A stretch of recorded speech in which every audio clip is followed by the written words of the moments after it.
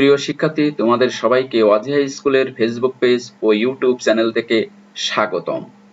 যারা এখনো Wajiha school Facebook page follow করনি এবং ইউটিউব চ্যানেল সাবস্ক্রাইব করনি, তারা দ্রুত সাবস্ক্রাইব করে দাও। গতদিন আমরা গুণ্য ও গুণকের শূন্যবাদে গুণ দেখিয়েছিলাম, যেগুলো ছিল শেষে শূন্য। কিন্তু আজ দেখাবো গুণ্যের মাঝে এবং গুণকের মাঝে শূন্য বাদ রেখে কিভাবে আমরা সহজেই গুণ করতে পারি। প্রথমে কি করব? প্রথমে এই ৮ আর ৫ গুণ করব। কত হবে? ৫ আষ্টে ৪০। তারপরে আমরা গুণ করব ৩ আর ৯, ৩ ৯ ২৭। এইবার আমরা যেটা করব সেটা হচ্ছে এই ৮ আর ৩ গুণ করে এই ২৪ বসাবো, আর এই ৫ আর ৯ গুণ করে ৫ ৯ ৪৫। এবার এই দুটোর যোগ করব, ৯ ৬। এবার এখানে মাঝে এই সংখ্যাটা বসিয়ে দেব, তাহলে আমাদের উত্তর হয়ে যাবে। এটাও দেখো, এক লাইনেই উত্তর শেষ। এবার দেখো, মনে করো এখানে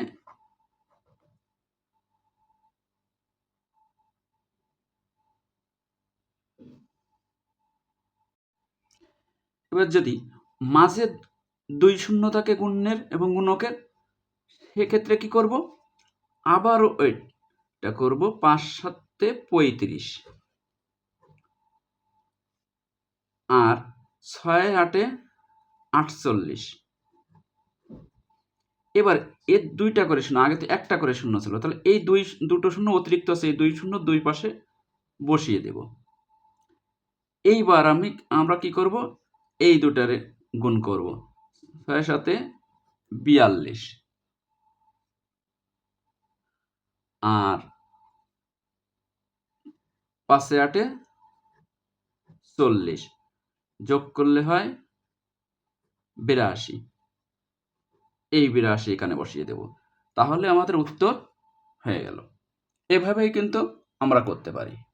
আচ্ছা, পরে দেখো, যদি এক পাশে ৫,৯০০ মানে ২টা শূন্য থাকে আর এই গুণকের একটা শূন্য থাকে, তাহলে কি করব?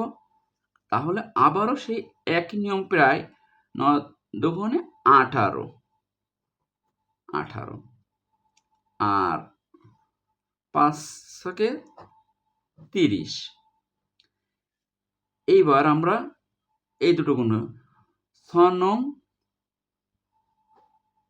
৫৪ আর এই ক্ষেত্রে কি করব?